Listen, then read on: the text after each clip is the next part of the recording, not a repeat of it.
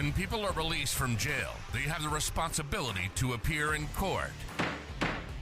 But some of these people choose to go on the run. They go back home to mommy. And that is when these guys come into the picture.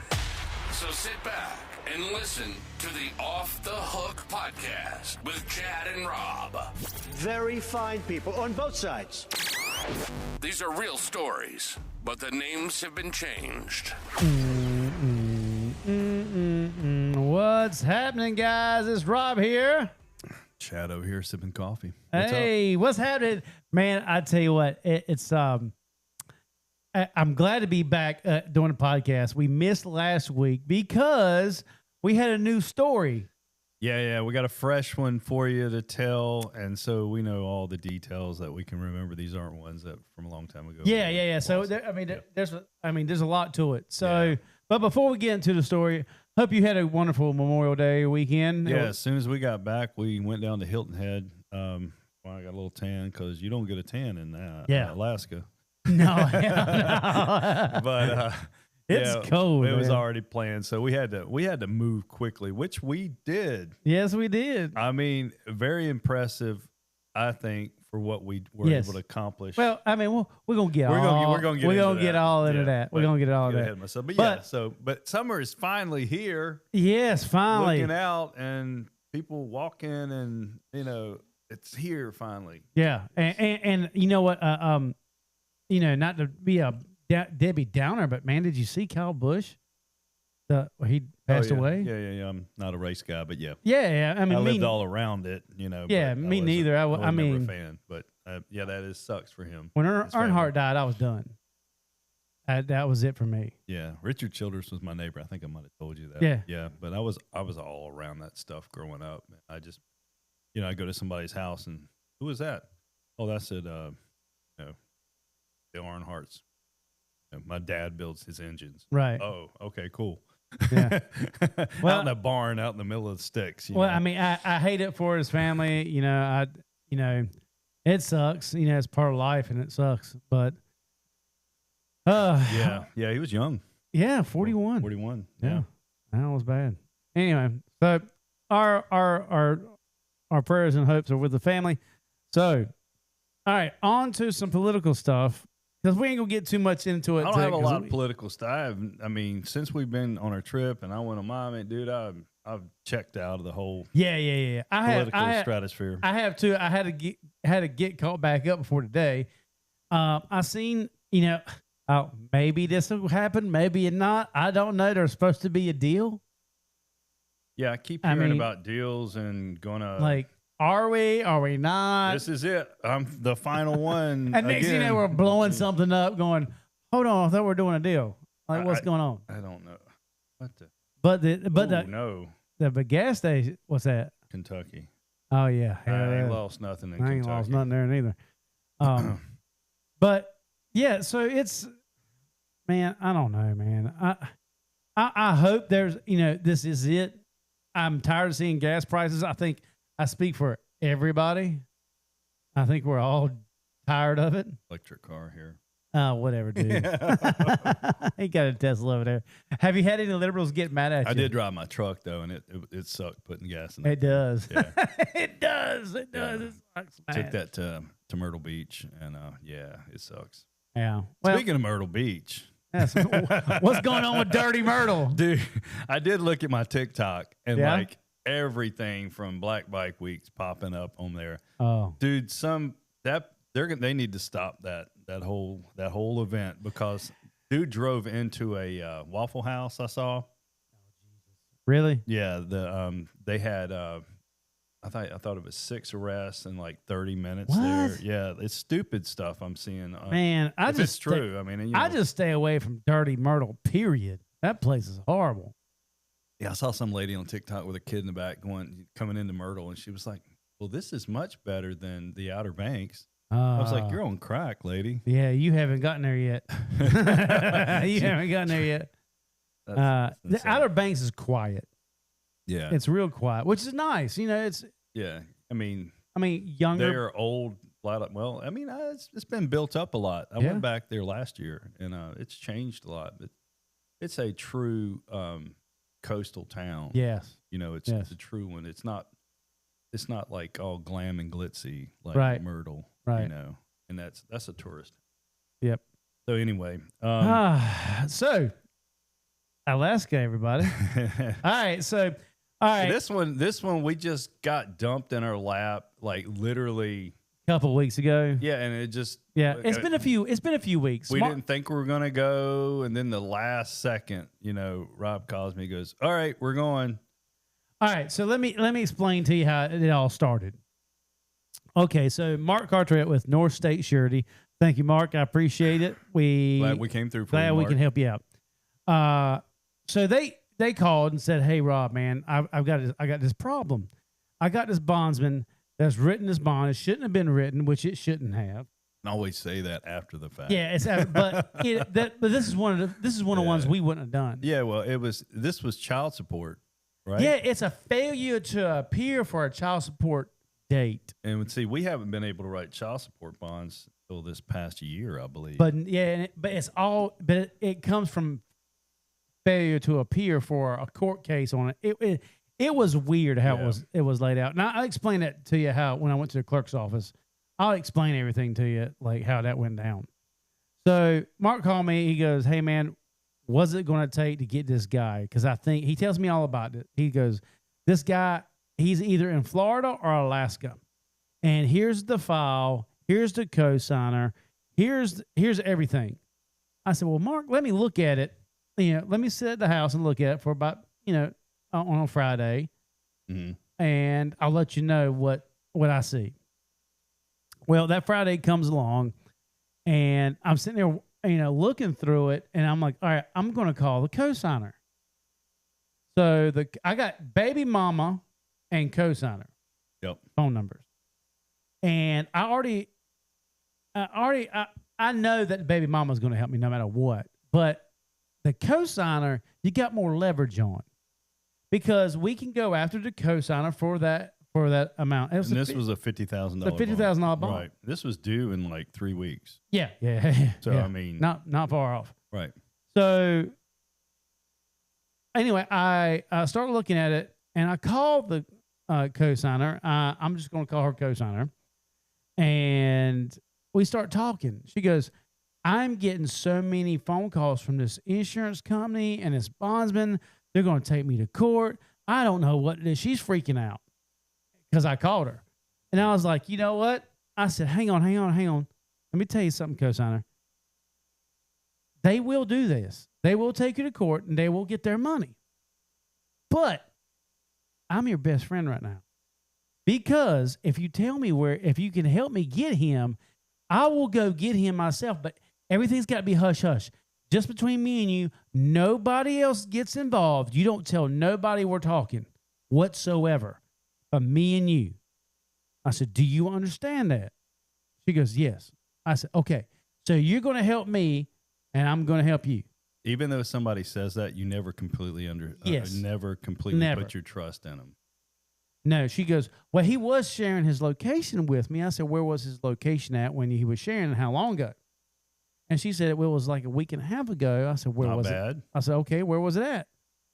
She goes, "Anchorage, Alaska." I said, "Well, that takes out the whole Florida deal." Which, unfortunately, the girl that he was with is from Florida. Yeah, it's from Florida. But didn't he tell us she had family there? Yeah, her mama's in Florida. I mean, no, I'm talking about Alaska. Somebody. Yes, she had some family members that passed away. They got some land, property or land, whatever. Right. So that's why they went up there. Right. All right. So I'm talking to her. I was like, "All right, have you talked to him?" She said, "I haven't talked to him because they know that the insurance company, Mark, had talked to the fugitive." Mm-hmm. Yeah. And they were, our fugitive was kind of just like, just tugging them along because he knows. You feel safe when you're in safe 4,510 miles away. And you're 55 miles from freaking Russia. Mm-hmm. I mean, I'm telling you, it's a long ways from North Carolina. So I said, "You need to get on the phone with him and start getting buddy again." And she goes, "Okay, I will." Well, she starts. I said, "This is what you need to do for me so I can trust you. I need you to take screenshots of any conversations you're having with him. I need you to take screenshots. If he's sharing his location with you anymore, you need to get screenshots and talk to me. So she calls him and she tells him, hey, they're gonna take me to court for this $50,000.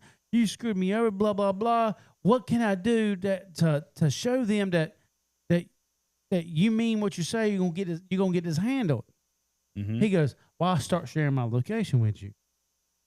To prove that I'm in Anchorage. And she goes, all right. Well, he does. And lo and behold, boom, he's there. Okay. Well, and then, so before we leave, but between now, by this point in the story, and by the time we leave, this is a couple of weeks before we leave. And I'm like, all right, so this is what we need to do. Because she was talking about he was wanting to come back because they're not making it good up there in Alaska. Everything's expensive there. And it's gloomy. But it's beautiful. Gas was $5.19 a gallon. You ain't lying, man. Good Lord. Yeah, $1 more currently at this time here right. is $1 more than where we're at. Yeah. So he wanted to come back. So he was talking like he was about to come back. So I said, you know what? So I'm on the phone with Mark going, hey, Mark, just hang tight for a minute. Yeah. I mean, we got a little bit of time. A little bit of time. A little bit of time. Let's hang tight because we don't know if he's coming back. If he's coming back, I don't want to be in the airport. Next thing you know, he's in Seattle, Colorado. Who the hell knows where he's going to be at? Mm-hmm. I don't want to be stuck at the airport trying to find, redirect. Right. I said, let me get some more information. He said, okay, I'm going to trust you. And you could tell, like, he was like, he wanted a little hesitant. He wanted me to go. Right. And Ann, his wife, was like, just tell him to go. I said, I think we need to wait and just buy our time and see what's going on because he's talking about coming back. Well, of course, another week goes by, nothing. He's not coming back. He ain't got a pot to piss in or when to throw it out of. Yeah, so you gotta figure when you're gonna pull the trigger. So I'm like, all right, it's time to pull the trigger. I think this is like on Wednesday. I'm like, all right, it's time to pull the trigger. So I called, but that Mother's Day was that Sunday. So I was like, we can't go, we can't get out of here before then. I don't think we got, do our things with our family. Yeah. So I was like, all right, Monday morning would be great. All right, so cool. I call Mark. Hey, Mark, we're going to leave Monday. I will call you this weekend to book the tickets because I want to make sure last minute, all right, he ain't trying to come back. So, but I'm still getting screenshots about his GPS location. Right. And he's telling the cosigner that he's moving to this other hotel. So they were staying at a hotel, and there's two that are across the street from each other. America's Best Value. Yeah. and Wyndham. Yeah. And the Wyndham wasn't bad. I mean, we stayed there. We stayed in worse. I'll put it that way. Virginian Inn. Yeah, that was was definitely rough. Gun in your pillow type place. You ain't lying. So I was like, okay. So I'm calling Chad. I'm going, Chad. We need to leave on Monday, and this is like on a Saturday. He's like, all right. Let me tell the wife. Let me make the plans here. He made the plan. I'm like, all right, cool. And so he called, hey, we're good to go. All right. I get up with Miss cosigner here. Mm-hmm. And I'm like, hey. I said, where's he at? She takes a screenshot. I was like, okay. Well, we're not telling her we're coming. No. This is the part where you don't completely put all your faith in the person. This is what I told her. Yeah. She goes, when are y'all leaving? I said, I don't know. I said, I need to get about a week or two more worth of evidence. Right. There you go. Before we can jump on this. Because she could have sympathy and be like, I don't want them to go get him. Yeah. I'm gonna have to tell them that they're coming. Yeah, exactly. You don't do that. You don't do that. So I said, all right. I said, well, just keep me informed every day. I said, I'm gonna need something every day. I'm working this so when we're there and I'm asking her to send me screenshots, it's not out of the ordinary. Right. So I'm working this thing. You're laying the groundwork. Good job. Yeah. Well, booked the tickets and I call Chad here and go, hey, I'll pick you up at 9 o'clock in the morning. We had a really good flight out of here. Yeah, so we left at what, 10:30? Yeah. The actual flight left at like 10:30. Yeah. And we flew up to LaGuardia. Yeah, then we went to LaGuardia. We had a little layover there for a couple hours. And we had a nice chicken parm overlooking. I got way off the way I eat. I did pasta and chicken parm and overlooking the what is that? The Hudson River. And Rikers Island. Oh, we saw Rikers Island. And we're sitting there looking at it. Yeah. And hey Michelle, we're at the window. And all right, so we go to our next flight was actually going to Minnesota. All right, so we had a long layover in Minnesota. 5 hours there, didn't we? Yes. Yeah. So we get to Minnesota, the airport there. I mean, it's a nice airport, to spend some time in, I guess. Yep. They had some nice restaurants, and I went to the store. That's where Prince is from, and I like Prince, and I went in there, took a picture of the guitar for my son, sent him a picture of his guitar, and it had his notes of one of his songs. Yep. Yeah, in the glass case. That was kind of cool. But then we walked around. What were you talking about? We went ate again. So we had walleye. Walleye. How you say that? That's a fish. It was okay. It was okay. It had bones in it. It had a bone in it. But I guess it happened. It happened. We have flounder. And you had that meatloaf thing. Ugh. Man, my stomach is just now getting back right from this trip. So, by the way, so yeah, we'll tell you all about it. All jacked up from that one. Yeah. But it is. It was pretty cool. People were really nice, except for when we get to our terminal. Yeah. And where our gate is, and we're sitting here just kind of we're waiting. We got a long wait, and we were sitting there, and there were like 20 little I don't know, what were they, like 12 years old kids? I don't know. There's a whole group of them going to Anchorage, and damn, they're on our flight, and I was hoping that since we're so early, it was another flight going somewhere else, but no, they were on our flight. What about the rudeness of the Somalians in the airport? I thought that was Ilhan Omar. I got a picture of her. It looks just like her. Bananas and rice. I don't like those people at all. I will say it. I don't like them. It made me uncomfortable because they were very mean. Very rude, pushy. And we didn't say nothing to them. Yeah. All right, so when we're loading up on the plane, right, in Minnesota to get the hell out of here. To the right, it says zones 1 through 4. To the left, zones 5 through 10, whatever it is, to load up on the plane. So we're zone 5, and we're following a sign, and this dude at the gate is screaming at you, no, this way, and you're like, okay. Hey, you told me to go this way, and then you changed your mind. And then he scans his ticket and goes through, and he tells me to wait. Usually we don't have to you scan, you go up, I go up, I scan. It's a process. This dude was being complete asshole. I was amazed at how many Somalis were there. You hear about Minnesota and the fraud, and currently they're investigating a lot of fraud in Minnesota. Yeah, and some of them have already been convicted. Yeah, there's been a few arrests and convictions already. So yeah, it was weird from where we're at. We don't have that in our area. I'm listening to another podcast, and they were talking about how the Somali groups have grown in Michigan, right? Austin, Texas, believe it or not. That kind of makes sense. Yeah, Austin is a very liberal area, but what it is they get into the local politics, and then they grow there's literally, I think, in a mayor of Michigan town. They breed like cats. Yeah. And they do not share the same values it's okay when people come here and they accept American culture and become American. Right. But when you try to come here demanding and bring your way of life that you left to our country, I got a problem with that. Well, so we're on the way, walking up to the gate before he starts yelling at us. Jay goes, I dare you go say, I need some banana and rice. Bananas and rice. I was like, man, I don't want to get kicked off this damn plane. We're already in Minnesota. I'm ready to get the hell out of here. I'm your captain now. I am your captain now. Yeah. So we get on the plane and we take off. Now, the flight from Minnesota to Anchorage is probably the worst flight I've ever been on. We've been on a lot. 5 hours and 30 minutes, I want to say. It is the worst in turbulence. Oh God, yes, I did not do well with Chad the didn't do well. turbulence. No. No, Chad looks at me, goes, "Hey, Rob, I ain't doing so well." I said, "Hey, man, I'm right here, man. I don't know what to tell you, man. I'm right here next to him. We're good." I was making deals with God. You know, I was. Please let me get through this. I'll do better. Just let me get through this flight, man. I promise you. Yeah. So I'm still gonna make good on that God, by the way. So evidently flying over the mountains of Canada and Alaska, Yeah. you get a lot of turbulence, and which is understandable.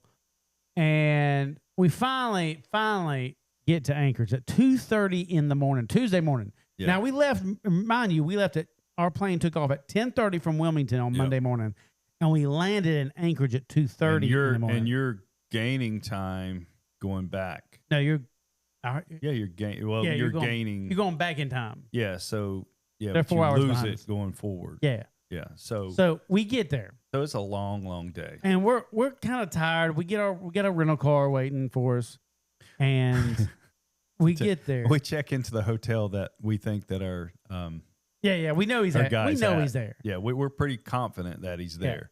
So we check in at his hotel, and so I go to Never seen us, so it doesn't matter. I you go know? to the night clerk. I'm going, "Hey," he goes, "You got ID?" I'm like, "Yeah, I got my passport." I showed him my passport because my passport doesn't have North You Carolina. didn't want to have North Carolina shown because because the girlfriend was working at this hotel. Yes. So if And we knew she's that in before we good, went. she's in good with anybody working, and we've had this happen at other and hotels. and they would let They're going to let them know. So he was smart by taking that precaution. right. And I said, "Look," I said, "Can you just hook me up with a room for a few hours? I just needed a couple hours sleep and a shower." I said, and then we're out your hair." He goes, "Man," he goes, "I ain't supposed to do that." I said, "Look, man, I got cash. I give you cash money." So I gave him some cash. He gave us a room. It wasn't registered in my name or nothing. So we get to this room. Of course, it's not the best room in the world, but it's not the worst neither. I've done a lot worse. I slept a great 3 or 4 hours. We slept for 3 hours. But what was weird is we got a Turo. We got a car when we got out of the airport. Yep. Did the Turo thing. That was my first time doing that. You'd done it before. That was pretty cool. I can't believe people met us that late to drop off the Yeah, car. me too. But it was weird because this time of the year in Alaska, the sky was still light at 2:30 in the morning. Well, it was dark, but if you look in the mountains, you can see the silhouette of the mountain daylight. Yeah. It was weird. Kind of like sun setting right at the end, but it stayed that way till 2:30 in the morning. Yeah. So we get up, take showers. And we're like, all right, let's go get something to eat. We need something to eat, some coffee, get some in it before we, try to. Yeah, get that this was going. cool. So we found a little diner the next morning. I had and, some reindeer sausage. Yeah, we had reindeer sausages. We had to try. We like going places and trying whatever the local thing. That's why we did the walleye fish and all that stuff. So we were able to get a nice breakfast. They were friendly. I mean, it was cool. Yeah, it was average priced, I think. For, yeah. I'm with you on that. It was okay. It wasn't nothing to write home about. So, it was cool though. You could see. So Anchorage is kind of like, I guess it's like a peninsula sort of sticks out if you look at it on the map, but it's surrounding the city is nothing but big tall mountains. And you dude, see they're the snow. They're so beautiful, ain't they? Snow up there, yeah. And we saw a moose later. Yeah, that was cool. He was on the side of the road like a deer. For us, we see deer everywhere. So we eat. And then we go to Anchorage PD because Anchorage PD, I've already talked to them. We let them know that we're in town and kind of what's up. Yeah. What's crazy is they brought out their chief, and he wanted to meet us, and he's like, usually, even though somebody's got a warrant up here and it checks in on NCIC, which they won't come get NCIC them. is that national crime index that, you can be stopped anywhere in the continental U.S. and you can get that warrant served on you. So he says, but they have to, the way it works is they alert the requesting state, know that you're there, and kind of like they'll hold them, but if you don't do it within a certain period of time, they'll release them. Right. So we check in with him. Yeah. And we go over everything. He's not in NCIC, but we have our proper paperwork. Right. And it's funny because, before we were leaving, I was making sure that we had everything because I went to the clerk's office And I got everything, and it was weird because they were like, "Hey, this is a little weird because it's a child support warrant, so it's a little different." So I mean, I had to go through all this rigmarole. It was horrible. Anyway, I got with all that trouble to get certified copies, right? When we get out there, I'm like, here's my paperwork. He goes, I don't need it. I'm like, come on, dude. I'm like, what the hell? I went through all the effort. What's all this look shit at to make this. sure Look at it. No, we're good. So, but they were cool. They gave us Anchorage PD patches. Yeah. I got to put mine over there. Yeah, man. man. To the New York one. Yeah. That was. They were really nice. Anchorage PD, thank you very much. Yeah, they wanted to get a picture with us, and we told them about our podcast. So if you guys are listening, we made it back. Good to see you. Yeah, I actually messaged him and told me we got back, everything good to go. Oh yeah, did you send him the picture? Oh yeah, he's like, appreciate it, and he goes, thank you for coming. And yeah, he said most people, when they come, they don't end up extraditing people from there because the state doesn't want to spend the money on what we just did. So here's kind of another little tidbit about bail bonding and why bail works, because the bondsman that asked us to go out there, he flipped the bill for us and paid our expenses, and this was not a cheap trip. No, I mean, if you think about last minute to go to Anchorage, Alaska, our tickets were what, like $1,200 a piece? How much were they? Almost $1,800. Holy crap! Okay. And then the ticket was $700 for him on the one-way the ticket trip to come back. Yeah. So, plus our food or car rental, hotel, all that stuff. Yep.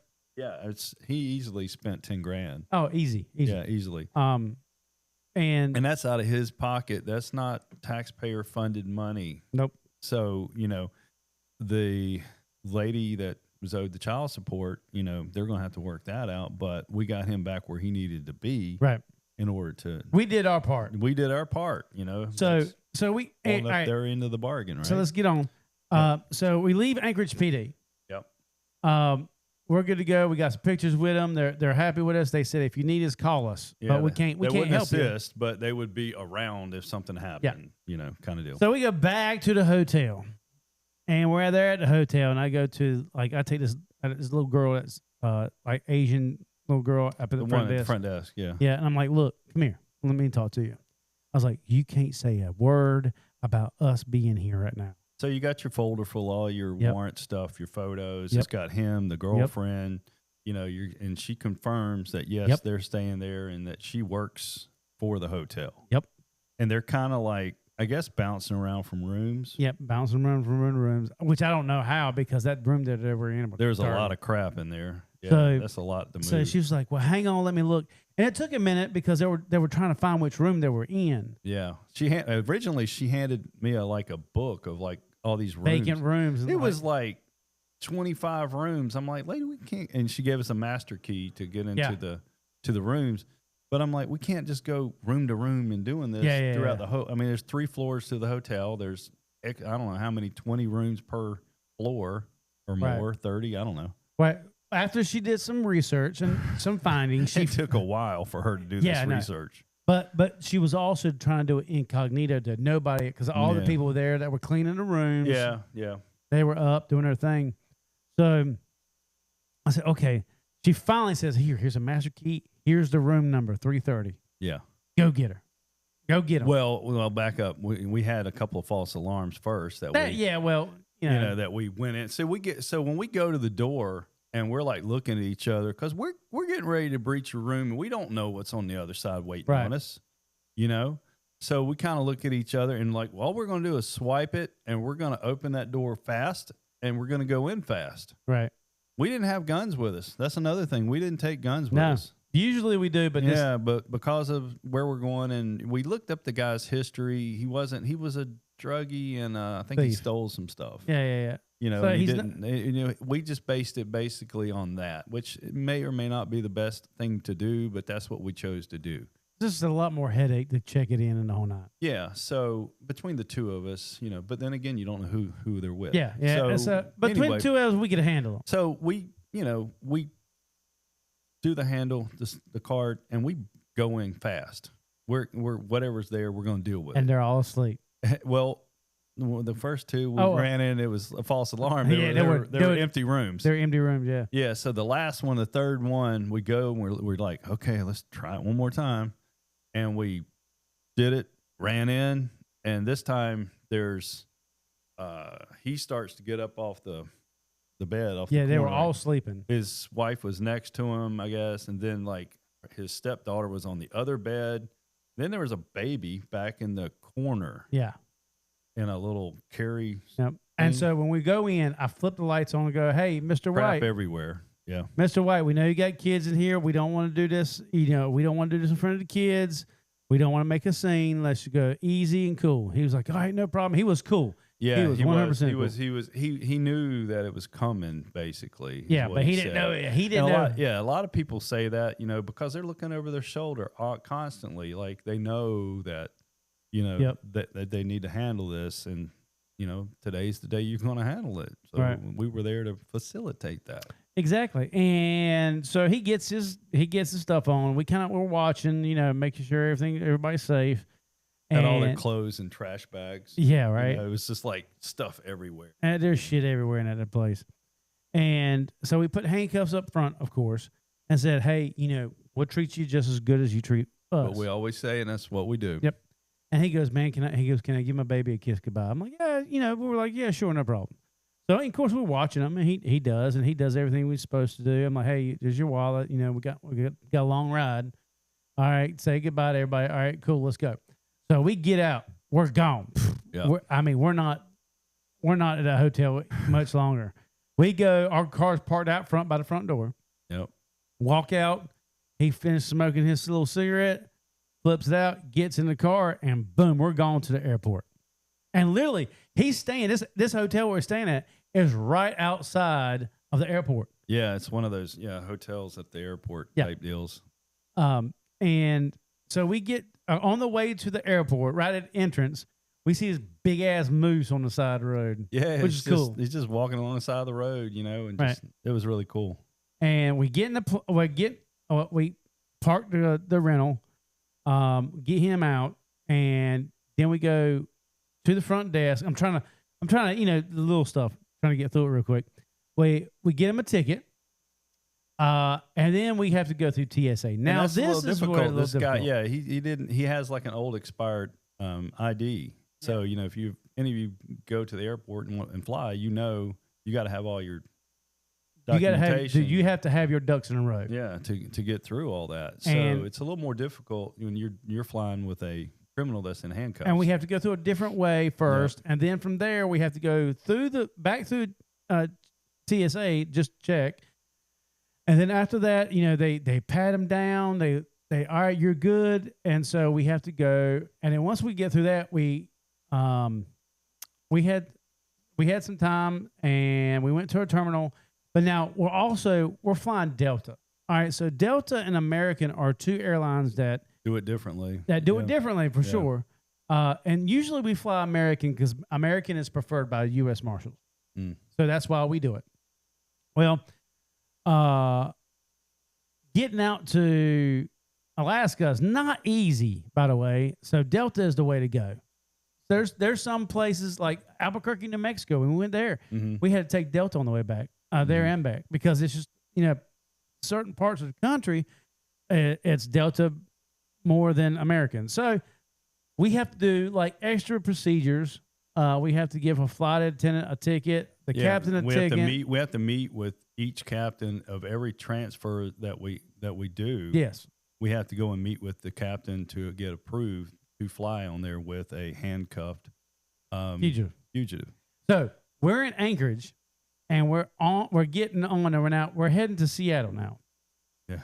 So we're getting on this flight, and the two captains, I hand them the stuff, and I'm like, "Hey, thank you for having us, and he's been good. We're good to go. My partner's right here. He's gonna give you okay." They cool, want to cool. check also if you're armed. Yeah. Which we said, hey, we're We're not not armed. He goes, but they want to know that. But the captains looked at me and said, "We are." But we are. I Yeah, said, yeah. "Hell yeah, that's what I'm talking about." Yeah, I like that. Well, I mean, the things that you see that go on in airplanes, I mean, they should be. Yeah. So cool. We get on the flight. We go from Anchorage to Seattle. Land in Seattle. Get out. We got a long layover in Seattle. Mm-hmm. Like 3-hour layover. We're hungry. Now we've gotten him out of Anchorage. We're out of Alaska, and we're in Washington State. Now Washington State's pretty on the way in. It was gorgeous. All the cypress trees. Yeah. Oh man, it was cool seeing those trees Yep. there. We're used to pines and live oaks here. Yeah. And we land where we're kind of hungry. Yeah. Well, we go eat at this place, man. I would Well, never. Seattle. I mean, correct me if I'm wrong, but I think Seattle's kind of known for like fish. Right. Right. A lot of fish. They have fish markets. I think I had the chowder bowl. Yeah, we ate at some Someplace. I don't know. But anyway, Dude, my stomach has been like messed up since then. Yeah. Like it's horrible. I feel like I get a brick in my stomach.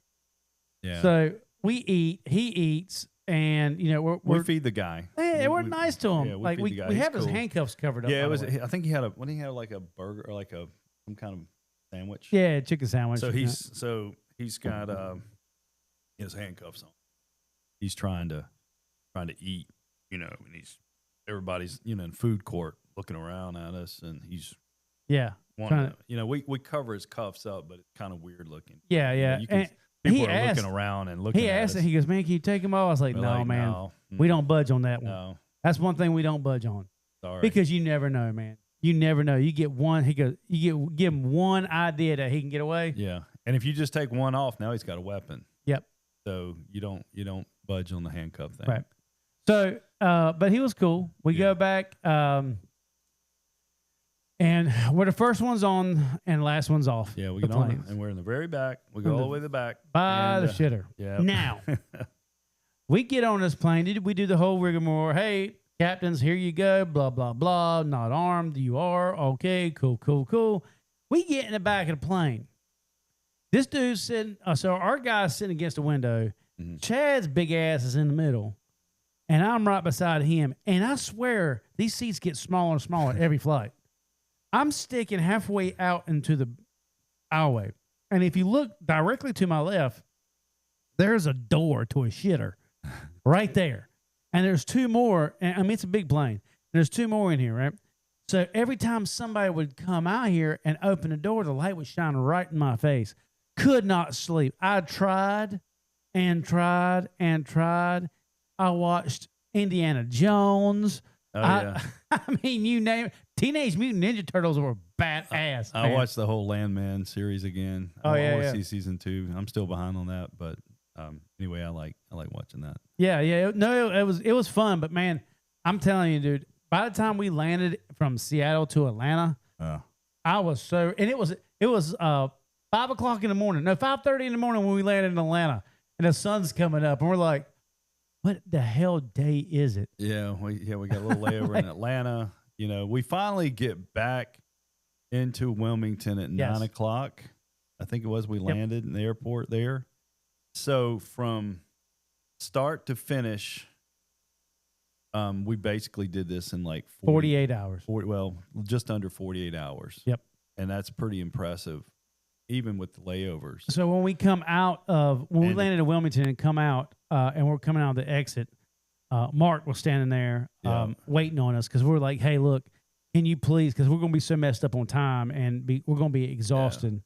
We're going to need you there at the airport to pick him up from us. He was like, all right, cool. And we come out and I see him standing there and he grabs our fugitive and he's like, he does his checks and he's switching cuffs out. And he looks at me and Chad and goes, guys, he goes, I've been doing this a long time. He goes, and I've never seen somebody go that far away to get somebody and get them back within a certain amount of time. I was like, man. Yeah, that's moving pretty quickly. Well, and to get somebody to, Yeah, and it gets so get this right. The I'm not insurance trying to company brag on us, but damn, that's pretty impressive. Yeah, the I insurance thought. company made like a teeny bitty bit of money off of this bond, but they're ultimately responsible for it. So Mark was like, hey, man, take care of me as much as possible. I'm like, hey, man, I'm going to. Yeah, we did. And we did. And, man, I'm telling you, we got so much praise from Mark about this that. Yeah, we'll try to get him. He's very good, well-spoken when it comes to all this. And his family, I want to say he's like third-generation bondsman. Yep. They've been doing it for a long time. So, he has a lot of insight on our So, industry. We hand him off, and he was like, hey, man, and even the fugitive was like, Hey, man, appreciate you being good to us, man. Yeah, no yeah, problem, yeah, man. yeah. Look, man, get your stuff together, man, and, Right. and get back to it, man, and go to Alaska and have a good time, But all right, cool, no problem, right? So he leaves, and we're a little like zombies in the parking lot because we don't know where our damn truck is. Yeah. Then search for that. Yeah. God. And then so I dropped Chad off at home. I go straight home, Yeah. and I shower. I finally get like a really good shower. Oh God, it felt so good. And I laid down. This is Wednesday morning now. Yeah. Wednesday morning, I lay down. I wake up in the afternoon to eat dinner Yeah. and then say, I love y'all, but I'm going back to bed. So I went back to bed. And I woke up Thursday morning like normally trying to get things going. And I'm like hitting Chad. I'm like, Chad, man, I said, we taking the rest of the week off because it's Memorial. He's like, yeah, man. I was like, all right, sweet. So there you go, man. Alaska, 48 hours. Alaska and back in We less got than it. 48. And it's at zero cost to the taxpayer. You are welcome. Now he gets to have his day in court with the victim. Yeah. So hit us up with any questions, that you might be curious about. Cause this one was, I had my neighbors. It was funny cause I put it on Facebook, and I had my neighbors, they must've been drinking and talking. Oh yeah. And it was like, it was a couple of days ago before we went to Hilton Head. And a dude called me. He was like, hey man, I saw you went to Alaska and we were just talking, and how does that work? How do y'all get paid? What they have all these ideas in their heads, of like what we do and how it works. And, I wanted to straighten it out to help you understand better, like what it is we do and how we do this and how it benefits everybody. Yeah. So the insurance company flips the bill for it. Now the insurance company therefore will go to the bondsman and go, hey, here's a bill because, this is your doing. And of course they'll pay for it. But then again, and that's another thing. People hear the word insurance company when it comes to this. And I've had people say this like, well, you're covered by an insurance company, so it doesn't affect you. It's just like your insurance on your car. If you have a wreck and they drop you, you no longer have insurance. Well, we can no longer write bonds. And this is what we do. So, you have to perform well in order to keep same going. business. Kind of the same concept, basically. And you know what? And I will say this, and I say this not being biased because I am a little biased because, Chad's sitting right here. But Chad's been doing this for a very long time, 28 years. You're getting there. 29 years. Since 97. So he's been doing this for a long time. And I'm over 10 years now. You're hitting 10? You're over 10? I'm over 10, yeah. Okay. And, I've learned how to write bonds from him. And I've seen the way other bondsmen write bonds, man. And I'm telling you. Well, we do things the way we do them. And I was taught by someone, so I kind of continued that way. And he's still in business, and David's probably, how old is David? God, he's got to be hitting 80. 80, yeah. I mean, the Godfather, Yeah. I've been in at 29, and he's the one who taught me. I mean, he's an interesting cat. I would love to have a conversation with him about all this. He would be funny one day. Yeah, he would. We should do that. But if yeah, anyway, we're not by any means saying we're like all that. No, it's just how we do it, and it's but it works. It's like, it works. Yeah. So. And I appreciate that, learning how to do it the right way. Because I have seen some in this business, us as bounty hunting or fugitive recovery work, whatever, for the insurance companies. I have seen some nightmares going, wow, this is what not to do. I've seen a lot of that. Yeah. And, there's some stereotypes about us and our industry that I don't like. So I try to stay away from them. Yeah. Yeah. So anyway, gonna keep doing it the way we do it. I'm telling you what, well, that was a good episode, man. I'm telling you. I thought so because it was a cool trip and it was a good one to talk about. Yeah. Beautiful scenery for sure. But I'm glad to be home, and I'm glad that I live in the southeastern. Yeah, Minnesota. Y'all need to fix that. Yeah, go figure out your bananas and rice. Because I don't want that part of it. Yeah. All right, guys. Well, that's another great episode. Thank you for tuning in. We love you. We mean it. I'm Rob. I'm Chad, and we'll see you. You've been listening to Off the Hook with Chad and Rob. We hope you've enjoyed the show. Make sure to like, rate, and review. And be sure to follow us for notifications for another exciting episode. But in the meantime, you can go to our website at www.offthehookbail.com to see more. So until next time, stay out of trouble, or it'll be you that needs to get off the hook. See you soon.